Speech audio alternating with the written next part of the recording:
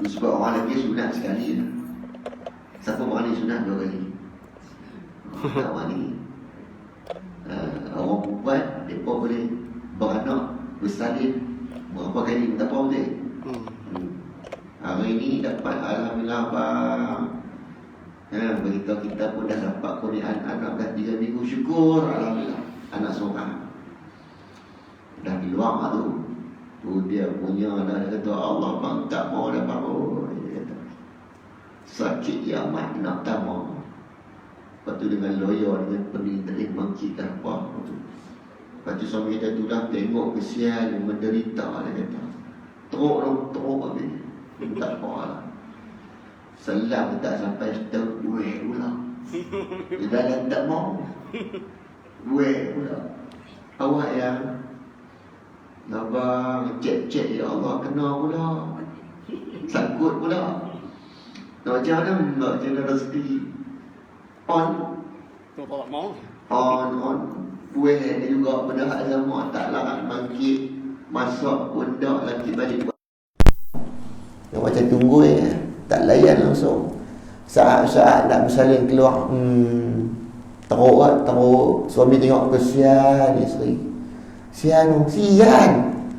Ya, siapa hidup dalam sekalinya dalam labor room tu kesian tengok bersalin tu. Dia tekan sungguh. Tambah-tambah hak jenis tak keluar tu, hak jenis berubat tu, Allah, ubat tu lagi sakit tu. Dia beberapa saat ke beberapa minit dia akan sakit. Lepas tu kurang sakit, lepas tu sakit pula. Allah ya Allah. Tu sebab orang perempuan kalau mati disebabkan kerana bersalin, syurga tempat dia. Allah. Sebab nyawa lah. Tiba-tiba keluar anak yang kedua. Cukuplah kita. Cukup. Tak ada setahun. Weh pula dalam tak mau. Macam rezeki kan. Itu yang kadang-kadang 5-6 yang dalam tak mau. Orang lelaki sekali lah. Sunat sekali, kali kedua tak mau dah. Walaupun boleh, tapi tak mau dah. Cukup. Cukup. Baik. Apabila berlakunya pertemuan antara lelaki dan perempuan, itu sebab kalau kita tengok penguasa, kalau dia nak sabitkan seseorang itu atas perbuatan bersetubuh ataupun tidak, kan diutarakan 4 orang saksi, betul? Saksi tersebut saksi yang kena tengok, bukan sekadar syok tengok dah. Tengok nak memastikan masuk ataupun dah. Sebab saksi akan dipanggil dan akan dipersoalkan. Kamu nampak apa? Faham tak? Nampak tu nampak apa? Nampak bersama. Ya, bersama. Tapi apa yang bersama yang kamu nampak? Pertemuan antara khitan. Pertemuan yang macam mana? Dan dia akan tanya detail. Masuknya kepala zakar dalam faraj perempuan. Nampak tenggelam? Ya, tenggelam. Tu dia kena secara jelasnya beritahu. Tetapi jika orang yang hidup memasukkan zakar ke dalam faraj wanita yang dah mati, ada zaman dulu pun ada, sirah dulu pun ada, yang itu lagi zalim wa na'udzubillah. Sebab perempuan yang dalam keadaan dah mati, dah tak mampu nak buat apa, esok bahaya dia tuntut. Yang telah mati wajib atas laki itu mandi, tetapi tidak diulang mandi bagi mayat. Mayat tak ada apa. Kalau mayat makin mandi juga pakailah bagi tahu. Lelaki sahaja. Hak ni yang jenis ni yang bahaya. Kadang-kadang sengaja pergi korek kubur. Dia tengok cantik perempuan ni, kan, tengah-tengah malam dipakai gali kubur baru ni kan. Dia buat atas tu mampu. Sila hari bulan lekat dalam tu, tak mungkin lah. Lekat lah tu tak mungkin lah.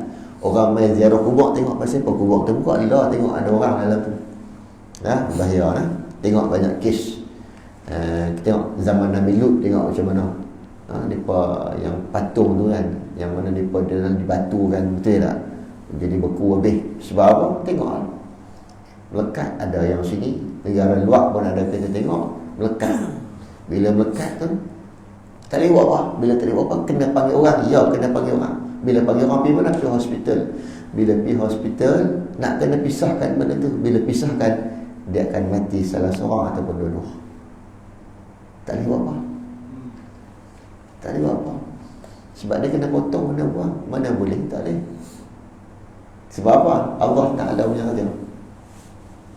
Allah Ta'ala punya raja. Kadang-kadang mati dua-dua, kadang-kadang salah seorang. Tu dia melekat. Demikian juga jika lelaki memasukkan zakar ke dalam faraj perempuan, nescaya wajib mandi atas lelaki dan perempuan. Dua-dua kena mandi. Kalau di luar permukaan tak masuk, dia tak dikira. Kalau masuk tak keluar air mani pun kena mandi wajib. Kalau keluar air mani itu cerita lain.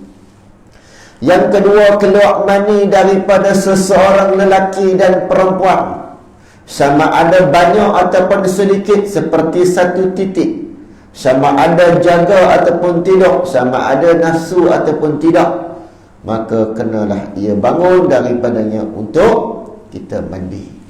Yang dikatakan bahawa keluar ataupun tidak, banyak ataupun tidak, seperti satu titik, innamal ma'u minal ma'i, sanad hadis daripada hadis Muslim menyatakan bahawa wajib menggunakan air, yakni mandi dengan sebab air, iaitu air mani. Itu hadis sahih. Tengok yang bawah sekali, nampak tu yang kecil tu. Tengok, kalau nak tahu, tengok yang kedua tadi, tengok yang hujung tu, ada tulis satu kecil dalam kurungan. Pasal tak? Tengok tu.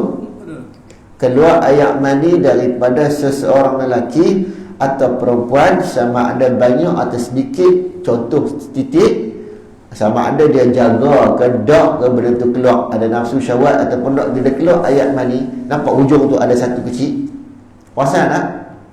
Satu dalam kurungan. Tengok bawah pula, tu rujukan dia. Hadis tersebut bahawa wajib menggunakan innamal ma'u minal ma'i, iaitu mandi dengan sebab air yang keluar. Keluar sikit dah, wajib mandi. Sama ada jaga ataupun tak, kena wajib mandi. Itu sebab saya kata yang semalam tu, budak perempuan dia mudah akil balik kan, seawal yang mungkin. Bila nampak dah akil balik dah, bagi nikah bang. Kahwin bang. Jenis tak mau mengaji, bagi nikah bang. Bukan nikah suruh buang, tak, bagi nikah terus lah. Cari calon lah. Jangan pergi cari hak remaja, cari hak tua-tua sikit lah. Boleh boleh jaga, cari hak remaja dia buang. Tak mau lah. Bagi sah lah. Dia tak mau tak apa. Memang budak-budak tak mau. Kita lah, dari seginya boleh dah. Undang-undang tak bagi, tapi dari segi hukum dia boleh dah. Bila boleh dah tu, kita gempak dah. Selalu kita gempak, tapi nak nikah boleh dah. Orang dulu-dulu tengok nikah umur 15, umur 16, 14 apa dah. Dulu-dulu ngaji dekat apa ni, mana ngaji lah dulu-dulu kan. Boleh kan? Law tak boleh, undang-undang. Bila ada yang nikah boleh, tapi itulah dia berlaku satu pertikaian, satu isu pula. Yang isu tu pula, pertikaian tu sebab orang yang tak mengaji. Sedangkan dalam Islam tu hukum dia boleh. Ada gitu ya. Tak mengaji, pakai hantar habis. Apa ni. Rupanya Nabi pun kahwin dengan Aisyah waktu umur muda, tapi Nabi tak bersama. Gitu pula. Baik.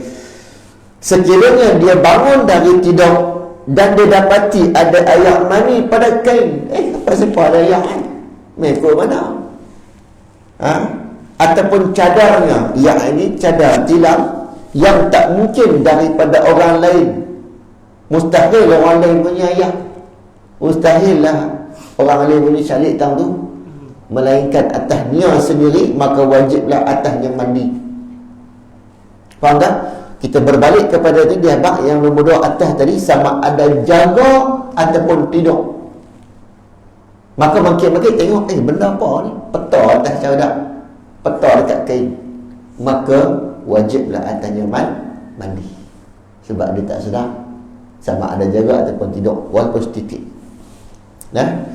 Kalau ada tetapi, kalau syak ia boleh jadi daripadanya, daripada dirinya ataupun daripada orang lain.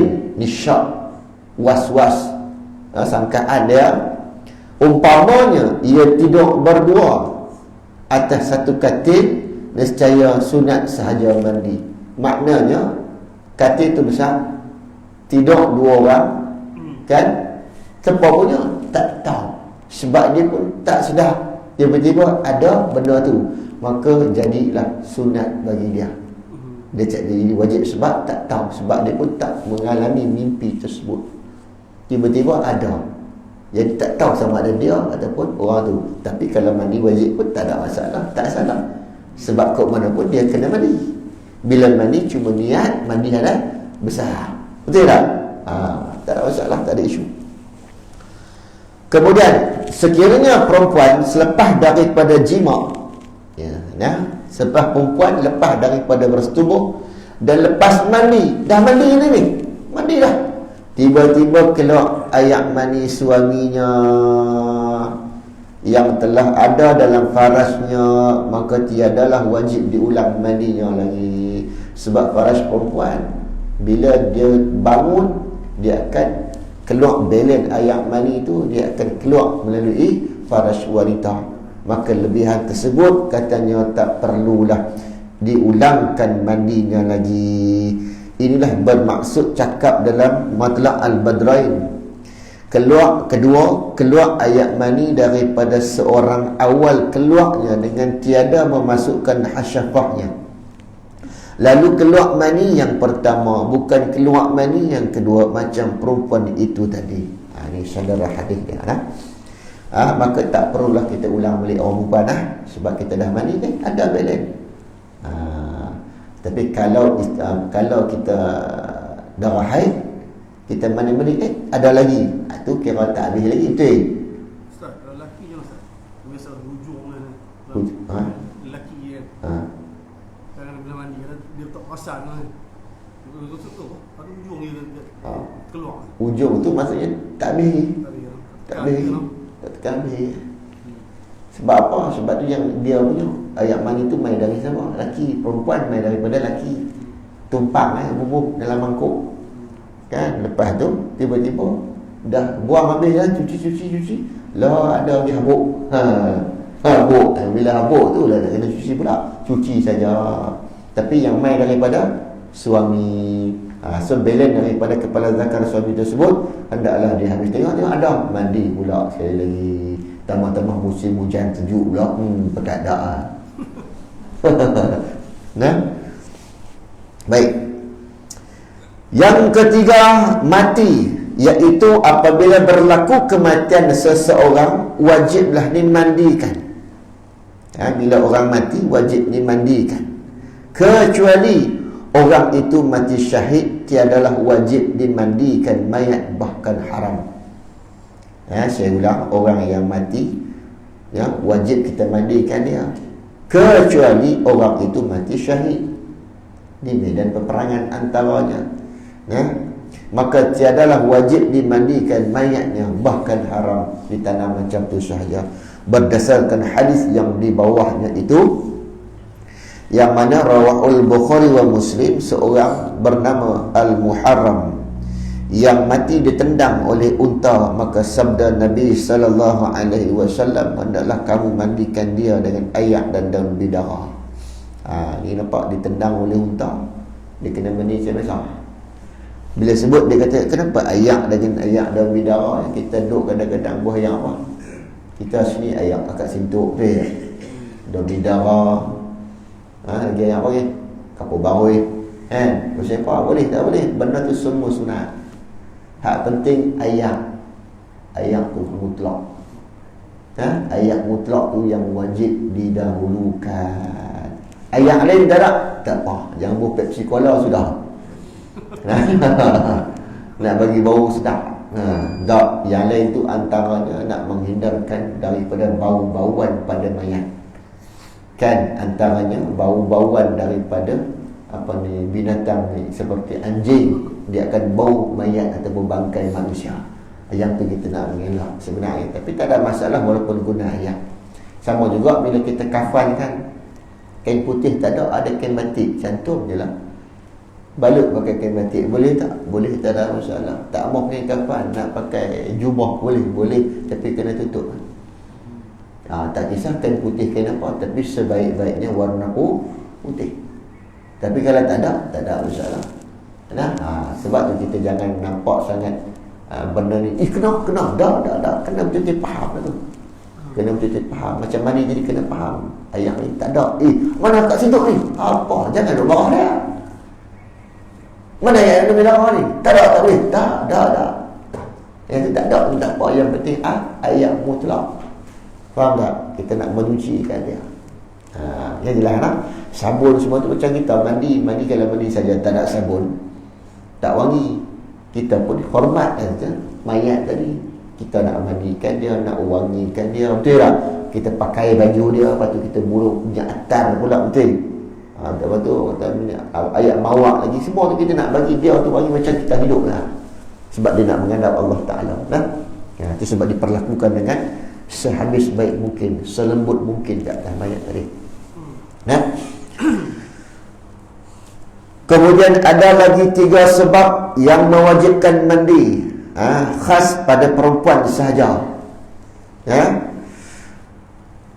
iaitu 4. Keluar darah haid daripada perempuan yang sampai umurnya 9 tahun. Tu saya kata semalam 9 tahun tu. Aisyah 9 tahun tak silap. Jadi kalau 9 tahun dah yang apa? 7, 8, 9, dah yang 3 kan? Betul? Boleh nikah lah. Dah 3 kan comel-comel. Nikah. Lepas tu nak aiskrim, nak coklat, nak kopok. Jenuh kita layan bini kita nak bincang benda gitu. Nak main tu, nak membuayan. Jenuh. Nak pergi sambil legun, nak mandi yang terjun dengan jenuh. Macam apa? Masa baru 9 tahun. Tapi boleh dah. Dia akhir jadi buatlah benda ni. Yang jadi masalah dia saya boleh. Ceritanya dua pendapat. Satu balik kata tak boleh. Ada orang balik lagi tu. Okey. Kita mandi wajib satu. Lepas tu dia kata kena ambil wuduk pula. Apa tu? Maksudnya kita nak ambil sembahyang. Mana wajib belum wajib. Awal wajib. Ada yang kata tak boleh ambil wuduk pula. Ada yang macam balik kata bila mandi wajib nak ni wuduk kena ambil lain. Sembahyang tu Waktu mandi wajib kah? Wajib lah. Mandi wajib kalau ikutkan sunnah Nabi SAW, dia ambil wudu. Lepas tu dia dahulukan yang kanan. Kan? Tapi tak ada masalah benda tu. Tak ada masalah. Jadi boleh kedua-dua lah. Boleh. Mandi wajib tak ada ambil wuduk pun boleh. Ataupun Lepas tu ambil Boleh. macam saya tak faham. Lepas ambil. Lepas Ambil wudu. Dia tak angkat dari Kita benda kalau contohlah, kalau tak kisahlah pada apa, tajuk apa pun, kalau khilaf kita terima. Nak guna mana tak apa. Sebab khilaf hadis banyak. Kita terima. Cumanya kita jangan duk apa dah. Sebab dia mengaji, dia tahu yang tu, kita mengaji, kita tahu ini kan. Jadi kita boleh pakai raikan macam tu. Tak ada masalah. Baik. Macam tu juga tentang aurat perempuan. Dengan perempuan yang bukan muslim, dia aurat juga. Betul? Dia kena jaga. Tetapi kalau si yang non muslim itu tengok aurat kita dalam satu contoh asrama lah, contoh ya, asrama, dia boleh jaga aib kita tu, tak apa. Tapi kalau tak boleh, maka tak boleh menunjuk seperti mana aurat, seperti mana lelaki. Itu pula. Sebab dia kena tengok pada situasi. Ya. Baik. Kemudian 9 tahun keluar darah haid daripada perempuan yang sampai umur 9 tahun, balik yang boleh abang anak-anak tak mau ngaji, mak bagi nikah. Tengok dia nak kata apa. Mak nikah tu apa? Jenuh. Dia tanya mak nikah tu apa dia? Jenuh. Pasal dia kan tahu apa Darjah 3 baru duduk ngaji bab matematik tak lepas lagi, darab tak boleh. Yang kelima, keluar darah nifas. Keluar darah nifas iaitu darah yang keluar mengiringi beranak, kerana darah itu kumpulan daripada darah haid. Dia keluar bersama dengan anak tadi. Maka itu yang dikatakan kena mandi wajib. Ya? Yang keenam, beranak. Jika keluar anak itu keadaannya basah. Kalau tak basah, masa qaul yang ashah, yang lebih tepat, kena mandi wajib juga. Kita ambil qaul yang lebih utama, yang lebih tepat, iaitu kena mandi wajib walaupun tak keluar darah, dia basah sahaja. Manakala setengah ulama yang lain kata tak mandi wajib, itu saya kata khilaf. Tapi yang qaul yang lebih tepat, yang asah, iaitu mandi wajib. Kita nak lebih hati-hati, kita mandi wajib. Mandi wajib. Itu antara perkara yang mewajibkan mandi wajib. Boleh faham mana? InsyaAllah boleh. Fardu mandi hadas. Fardu mandi hadas ada 3 benda. Yang pertama, ni yang mana yang perlu kita buat, iaitu mengangkat hadas. Niat kita mengangkat hadas, ataupun hadas junub, atau niat mengharuskan fardu semayang, ataupun niat fardu mandi, atau menunaikan fardu mandi, atau mandi fardu, atau mandi yang wajib. Sekiranya niat mandi sahaja tidak memadai, kena niat untuk mandi hadas besar. Nawa itu ruf'al hadatsin akbar, hadas besar kerana Allah Ta'ala. Niat kata ahli bahasa Arab, bahasa Melayu saja aku mengangkat hadas besar kerana Allah Ta'ala. Ketika mana nak curah di kepala tu, ayat turun tu, dia dalam hati. Perempuan yang haid dan yang nifas hendaklah niat mengangkat hadas haid ataupun hadas nifas. Orang lelaki hadas besar lah. Kalau orang perempuan niat dia lain, nawaitu raf'al hadatsil akbar. Dalam bahasa Arab sama ada dia nifas ataupun haid, niat mengangkat hadas haid ataupun nifas. Dalam bahasa Arab sahaja aku angkat hadas besar kerana Allah Ta'ala. Ini cukup buat segala hadas, sama ada junub, haid ataupun nifas, semua sama. Niat itu wajib disertakan tak kala memula membasuhkan anggota. Maksudnya mula ayat turun tu niat, supaya dikira basuh anggota itu. Maka sekiranya niat itu dimulakan selepas basuh satu anggota, kenalah dibasuh semula anggota yang tidak berserta dengan niat. Sebab dia kita mula dengan niat tu membasuh keseluruhan anggota. Dia bukan sebahagian-sebahagian. Saat ini kita masuk bahagian mana yang kena masuk. Yang kedua, menghilangkan najis terlebih dahulu jika ada pada badan, sebagaimana yang diutarakan oleh Imam Rafiq. Maka menurut pendapat ini, sebelum mandi kenalah basuh najis itu terlebih dahulu, kemudian barulah basuh untuk mandi. Kena basuh 2 kali, tak cukup basuh dengan sekali basuh. Tetapi pada pendapat Imam An-Nawawi tak wajib basuh 2 kali, cukup sekali basuh untuk najis dan mandi. Ini pendapat An-Nawawi lebih kuat dan sesuai. Sebelum kita mandi wajib, tengok benda apa dekat badan kita. Kalau ada benda yang melekat, dia menghalang daripada air sampai, maka tak sempurna lagi mandi wajib kita, mandi hadas. Kena buang dulu. Kena buang dulu. Itu maksudnya. Kalau terlepas pandang tengok ada, maksudnya belum bersih lagi. Boleh faham lah. Kalau orang perempuan suka pakai tu, kuku punya tu, orang apa? Balik-balik. Dia dah merah dah, buh lagi balik, buh bintang-bintang berkerlipan. Yang tu lagi lah. Dia tak apa lagi. Ni yang rambutnya pakai dye.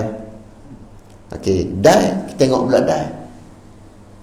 Ada yang dye yang mengandungi najis, ada dye yang dibenarkan syarak. Tu yang kena tengok balik. Kalau dye itu kekal atas kepala, maka tak boleh. Kalau dia mengangkat hadas besar, agak-agak dye itu macam mana? Hilang tak? Tak hilang. Bagaimana dia nak kata dia bersuci daripada hadas? Tak sah lah. Tak sah. Pasal benda tu menghalang daripada air sampai. Tu nak tengok dye tersebut ataupun yang atas kepala tu lah. Dia pakai shampoo kan. Tengok shampoo tersebut apa isi kandungan dia, dibenarkan syarak ataupun tak. Kalau dibenarkan syarak, tak ada masalah. Tapi permasalahan jika bila, sebab dia bukan kekal, bila basuh hilang. Tapi kalau ini kekal, yang itu berlaku isu pula bila dia terangkatnya hadas, nak mandi hadas, adakah benda itu hilang? Sebab sedangkan kita yang benda melekat pada anggota pun kena hilangkan dahulu sebelum mandi wajib, apatah lagi benda yang bersangkut dengan benda di atas kepala. Itu sebab benda ni, sebab benda tu bukan benda yang wajib pun. Hidayah tu dia trend. Jadi bubuh rambut pelangi, 7 pelangi semua dah. Sebab dia trend ni benda bukan yang wajib, benda yang seronok. Yang ada seorang orang Ini tak apa. Ini memang dah tak apa lah.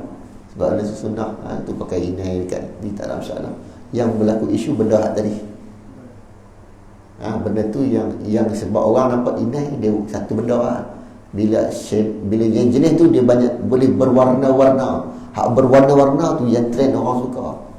Dia bila dah terikut dengan budaya barat, tengok gambar barat kan, rambut kan ada merah, ada hijau. Nampak cantik kan. Macam bulu ayam tu. Ada warna. Dia pun nak buh juga. Jenis tu lah. Dia cari ikut mana pun. Dia cari ikut mana pun. Baik. Perselisihan pendapat antara dua pendapat tentang masalah najis yang tiada ain-ainnya. Okey, yang tadi. Atau ada yang ada ain yang boleh hilang segala sifat-sifat dengan sekali basuh. Adapun jikalau ada ainnya dan tak boleh hilang sifatnya, tiada khilaf perselisihan. Melainkan wajib dibasuh dahulu ia hilang segala sifat. Kalau benda tersebut nampak lekat dekat badan, kita cuba hilang, tak mau hilang, maka di situ dikata, orang kata tak perlu, dah hilang benda, tak boleh buat apa, tak boleh kata apa.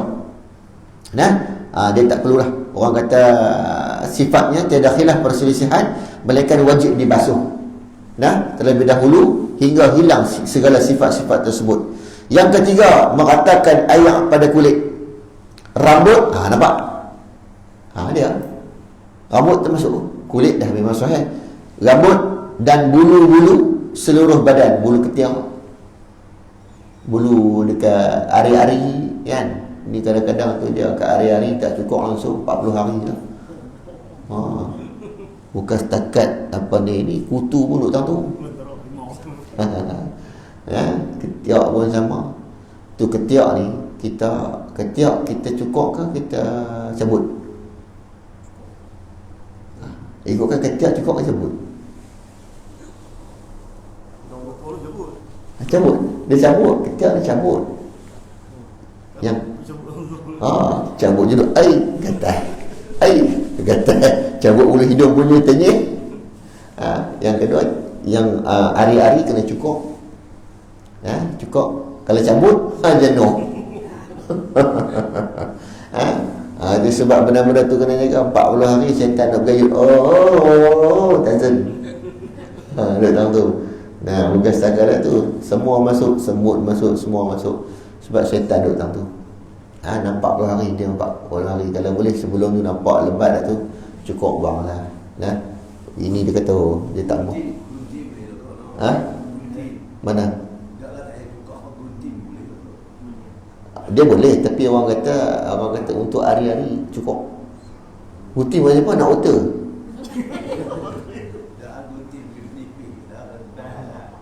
Dia pun dah cukup bang habis. Nak pergi nipis poinnya, bukan je misai boleh, lebat lagi nipis. Nak bagi orang tengok, bawah apa nak tengok. Takkan kita pergi, cegak tak begitu kot. Orang tak nak nampak. Buang habis lah benda tu. Tak mau agak ketiak. Tapi mudah ketiak kita kalau cabut kita gini kan, cukup Tapi nak bak tu dah cara dia. Ketiak kita cabut, hari-hari kita cukup. Jangan pergi buat design pula. Nak bros, jangan pergi kedai gunting rambut, bang betul. Macam tu apa gitu. Tak lah. Okey, baik. Kemudian katanya lagi, meratakan ayak pada kulit, rambut dan bulu-bulu seluruh badan, tiada beza antara yang jarang yang lebat, semua hendak dimasukkan ayak sampai rata luar dan dalam. Nampak? Kalau lah dekat situ lebat, kat ketiak berlebat, janggut lebat, benda hak lebat kena masuk menjelati. Macam kita ambil semayang sebelah kita cerita kan, semayang habis ambil semua sama. Kena bagi. Jangan bagi lebat pula sampai tak nampak agreement. Tu lebat tu memang tak mau cukup tu. Pasal apa? Nak masuk the book of record. Ada setengah tu sampai tak silap saya buluh hidung tak gunting pun dah terkeluar. Masuk the book of record. Kalau tengok saya dulu tengok apa depa challenge ni keluar hidung. Apa depa buat dengan buluh hidung keluar itu. Misal pun cukup lah buluh hidung pun nak buat juga. Kuku pun ada, kuku sampai melengkoi je tu. Bayangkan basuh dia macam mana? Panjang macam tu. Dia bila panjang kot mana pun dia akan jatuh. Dia kan jadi lengkoi tu. Sungguh. Macam mana mandi wajib tu? Mandi wajib. Kacau. Dia boleh dia belah. Dia ayat di channel mana tuan? Keli. Dia Islam dia. Bisa kita apa kita apa. Malaysia. Dia apa? Dia kena. Jadi misal tak apa. Tak masalah. Misal tak apa nak atas ke nak bawah ke nak joker tak ada masalah. Kuku tu sampai nak ke depan nak buat apa benda itu. Sampai nak angkat pun Allah jaga. Kita kalau boleh belah takat ni kan, pasal mudah nak buat hidung. Baik. Kemudian katanya lagi rambut yang ditocang atau disanggul, jika tak sampai dalamnya wajiblah dirombak tocang atau sanggul, kena buka. Sebab dia akan terkumpul air, dia tak turun kena. Kena buang. Yang seterusnya hak jadi tocang buat saya teringat, yang jenis orang suka orang perempuan. Yang jenis kalau perasan dia pakai tudung, dia akan timbul macam ni. Tak boleh tu. Bukan jantan. Tu tak apa ni hak perempuan ni. Semua orang perempuan. Ni hukum, dia berdasarkan hukum orang perempuan. Tak perasan dia akan bonjol atas macam borol unta. Tak boleh tu. Haram. Kalau nampak banyak, memang banyak pasien, pasal nampak pasien kan, tak boleh. Nampak orang perempuan nampak rambut tocang buah atas tinggi tu, abang kata tak boleh. Tengoklah kalau kenal, nampak. Tapi ramai tak orang perasan? Ramai. Lama-lama main kenduri kahwin. Kita senang nampak tengok kenduri kan. Yang main kenduri semua yang kita kenal. Kita tengok pasien make up ada. Ambil itu pedang turun belakang. Baik. Sama juga rambut yang dibuat macam corak. Yang macam corak-corak atas kepala. Ada meniru pun sama juga. Tak boleh. Kemudian rambut yang bersipul dengan sendiri jika tidak sampai air dalam adalah dimaafkan, tak payah dipotong sekalipun banyak. Yang bersipul lah, kadang-kadang bersipul rambut Islam rambut panjang rambut tak panjang tak apa, rambut panjang. Bulu-bulu yang ada dalam hidung tak wajib dibasuh kerana termasuk dalam jumlah batin yang tak lampak, yang terselindung. Bulu hidung jangan tulis hidung lah, bulu hidung dia tak sampai tahap kita kena menyelati, sekadar masuk dengan jari pun tak apa. Kemudian katanya lagi, kalau kena najis wajib dibasuh kerana masalah najis lebih berat daripada junub. Najis kena basuh. Kotor lain, najis lain. Faham lah? Kotor lain, najis lain. Kita main bola, tengok-tengok kotor, nak semayang, balik semandi dulu. Dah, itu boleh semayang. Yang penting tak ada najis. Kalau najis pada tanah, semayang, suci dulu. Tapi kalau kotor, tak apa. Jelas tak? Baik. Kemudian katanya lagi, demikian juga wajib diratakan air di celah-celah kuku. Ni celah kuku. Sebab kadang-kadang menghalang air, termasuklah yang di celah kuku ada tek hidung, tek berak, semua ada ni. Tek ikan keli, tek sambal, tek kari, semua ada. Baik. Jika tidak dibuang nescaya belum mencukupi hukum mandi, sehingga dibuang dan dibasuh di bawahnya. Ini sebab kita mandi wajib. Baik. Orang yang zakarnya kulub wajib menyampaikan air di bawah kulub. Tak kulub tu mana? Tak sunat bawah kulub, bawah takok tu. Itu sebab orang yang sunat-sunat, sebab dia dah auto design dah kepala dia dah gunting syak dah. Bila yang tak sunat lagi, dia diliputi dengan kulit tu yang menghalang, sebab tu najis ada kat situ lagi. Itu sebab kena wajib bagi orang lelaki untuk buang dia punya kulit atas, sebab nak mengelak daripada najis-najis tadi. Ya. Dan orang perempuan wajib membasuh bibir faraj yang terbuka waktu duduk bertenggong atau mencangkung, kerana kedua dianggap daripada anggota yang lahir. Sebab bibir orang perempuan yang faraj, dia kena duduk mencangkung, dia akan terbuka, sebab dia tempat yang nampak, bukan nampak tempat yang tertutup. Dia memang dia kena basuh.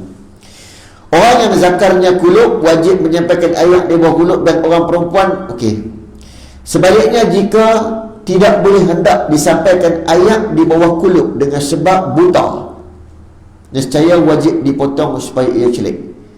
Kecuali jika uzur hendak memotongnya, bolehlah orang itu solat macam orang yang tak dapat air dari tanah untuk bersuci, meraihkan waktu dan wajib qada. Lah tak pada orang buta ke apa sama dah. Lah semua orang pakai sunat dah. Dah jahanam dah sunat dah. Saya dulu jahanam sunat. Keliling nas. Untung tak? Untung. Sebelah waktu tu budak-budak lagi. Kalau dah tua dah, bayangkan, tengok, wah, singgah mampui. Doktor pun lari tu. Sebab sunat tu doktor lelaki, kalau sunat tu doktor perempuan. Pakai dia duduk main gitu. Kemudian katanya lagi, sebaliknya, mana dia? Tetapi orang yang mati tak harus dipotong kulubnya masa mandi mayat, kerana yang demikian itu membawa kepada menghinakan mayat. Orang yang mati, tengok-tengok, lah tak sunat lagi, maka tak perlu, sebab kita buang tu tak boleh. Bahkan ditanam mayat dengan tidak payah disembayangkan menurut pendapat Syekh Ramli. Tapi kalau ikut kita Syafi'i, boleh. Ya. Berkata Syekh Ibn Hajar, adalah disembayangkan juga dengan bertayamum menggantikan daripada membasuh kulub, itu kerana darurah. Wajib juga dibasuh lubang dubur, dikembangkan sedikit waktu mandi ketika macam tengah buang air besar. Maknanya kita kalau tengah mandi mencangkung, kan, bontot kita tu, lubang tu, bila kita mencangkung terbuka kan, gosok. Celah-celah kangkang tu gosok, bawah telur tu gosok. Sebab bagi mengalir ayat jatuh bawah. Itu cara untuk mandi wajib, menyelati benda yang tersenyum. Ada soalan? InsyaAllah takat itu saja. Kalau soalan, kita ada mandi hadas, boleh faham tak? Tak mandi hadas dah semua ni. Apa ni, bandara kita mungkin lagi sekali ke 3 orang ni, 3 lagi. Malah dah sembang dah kan. Sini tempat boleh menikah orang. InsyaAllah yang mana baik itu daripada Allah Ta'ala, mudah-mudahan memberikan kepahaman kepada kita, sampaikanlah kepada anak beranak kita, sahabat-sahabat kita. InsyaAllah mudah-mudahan kita sampai kepada mereka. InsyaAllah balighu anni walau ayah, dapat pahala yang berkesinambungan daripada apa yang kita mengaji. Assalamualaikum warahmatullahi wabarakatuh. Bismillahirrahmanirrahim. Alhamdulillahirabbil alamin, wassalatu wassalamu ala asyrafil anbiya'i wal mursalin wa ala alihi washabihi ajma'in. Allahumma faqihna fid din wa 'allimna ta'wila min 'ibadika shalihin. Allahumma a'inna 'ala dzikrika wa syukrika wa husni 'ala ibadatik. Bismillah ma syaa Allah wa sallallahu alaihi wasallam alaihi walhamdulillahirabbil alamin. Taqabbalallahu minkum.